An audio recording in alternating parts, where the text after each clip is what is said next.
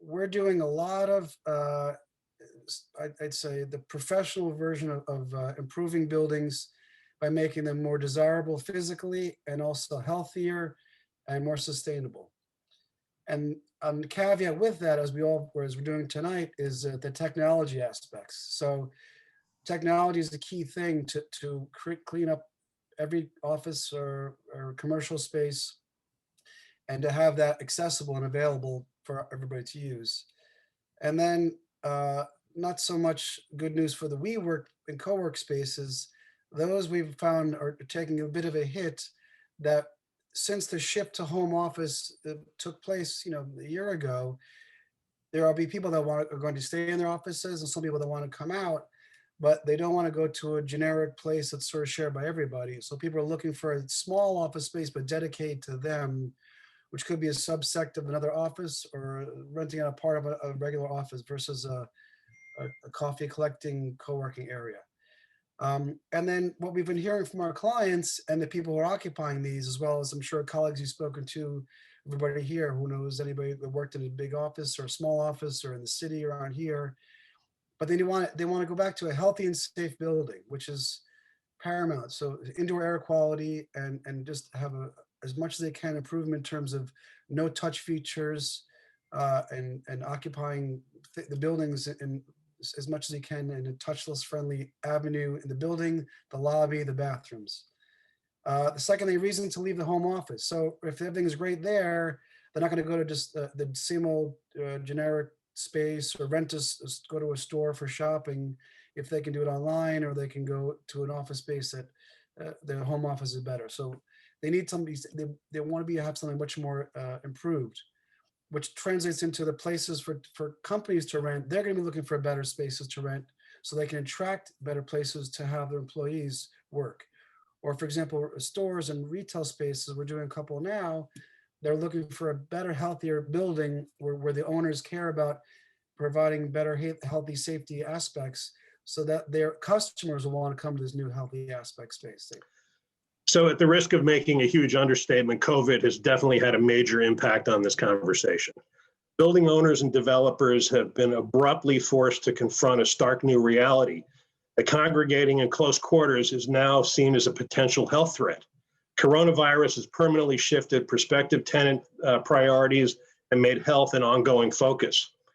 In response, many building owners and developers have gone back to the drawing board and incorporated numerous design features that are intended to protect future occupants and visitors, not just against coronavirus, but also against future disease threats. Some of those examples include upgraded or redesigned HVAC systems that incorporate more robust filtration, such as MERV 15 filters that are capable of catching smaller disease-carrying particles that might get through a conventional air system, increased air changes, less recirculation of indoor air. New designs are incorporating more outside air in the form of terraces, patios, and roof gardens. We're seeing automated access by using smartphone apps that allow workers to get from the lobby entrance of their building all the way to their desks without ever touching any surfaces. We're also seeing living walls, effectively a vertically planted wall, which is advocated by a lot of design professionals these days. We see them constantly. And they use natural plant materials to organically filter air and add oxygen to indoor air spaces. Some of the more technologically advanced enhancements that we're seeing include a product developed by Corning Labs called Guardiant.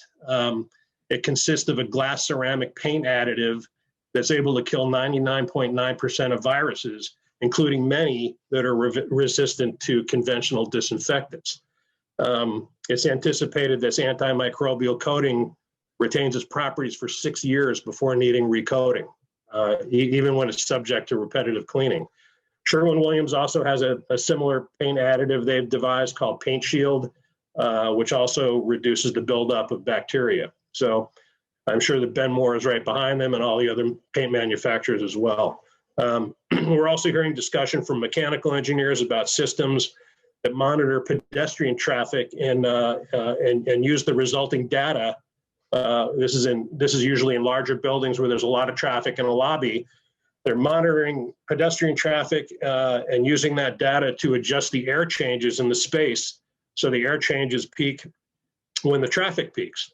So as everybody knows, these improvements and upgraded features come with a cost, but many building owners and developers feel it's money well spent and provides them with a competitive advantage. And I think this is consistent with the observations also that Peter had. Building owners realize that they need to put themselves in a more competitive posture, and these types of improvements help them do that. Those people that supply you with what you need to supply your constituencies, with whatever that might be, whatever type of business. If your suppliers are not prepared downstream or upstream of you, then you cannot be sure that you'll be able to survive, because they're not prepared to give you what you need. So it's more than just preparing yourselves. You have to look into the people that are in the same supply chain and logistics chain that your company is in. Life safety, fire suppression systems, of course, business owners, commercial and residential, of course, and retail, fire suppression systems must be upgraded as needed and maintained, of course. There is something that is not part of the code in Westchester, or I don't think in New York, escape lighting and self-illuminating escape markers in stairwells. Those type of systems that will automatically provide safe illumination and pathways for people evacuating a situation in a commercial building or even a residential building. But again, I don't think it's code up here in Westchester. It should be, and maybe one day it will be. Evacuation training drills for employees. Also something that's required in the city of New York. You have fire marshals in buildings, but not so much as you get out of the city.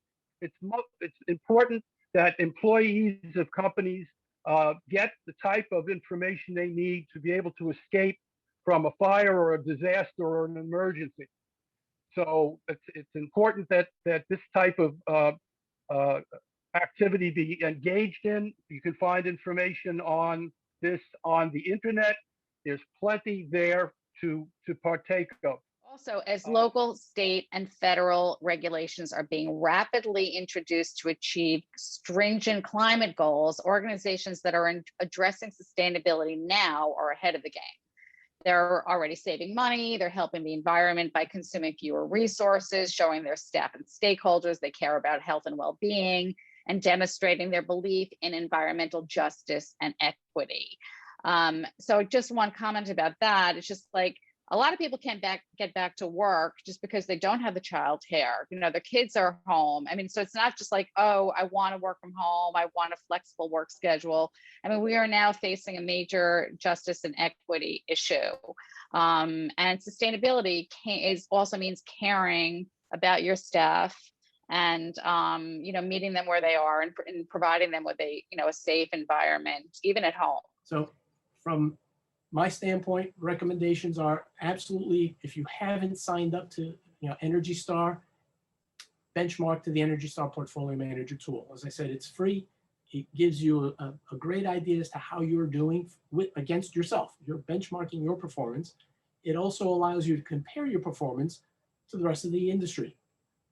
It's based on a standard algorithm that the EPA manages, so it's really very easy for you to, as a building owner, to participate in. Take a look at your operations. Are you turning the lights off? Is the HVAC scaling back when there's nobody in the building? All of these actions will help your operations. As Dani mentioned, when you're doing these actions and you're reducing your carbon footprint, you're mitigating your risk against legislative action. If you have an efficient building and Westchester County imposes a local law 97 equivalent, you're ahead of the game. You've taken steps that everybody else is going to struggle with. I recall when local law 84 and 87 first rolled out in New York City, there was a mad scramble by building owners to figure out, how do I benchmark? Our portfolio at TIA was already being benchmarked. We didn't have the scramble. We were able to present our information right away. And most importantly, and those of you who are architects, Peter, I'm sorry about this, we didn't have to go and engage an architect or an engineer on an emergency basis to come in and set up a benchmarking program.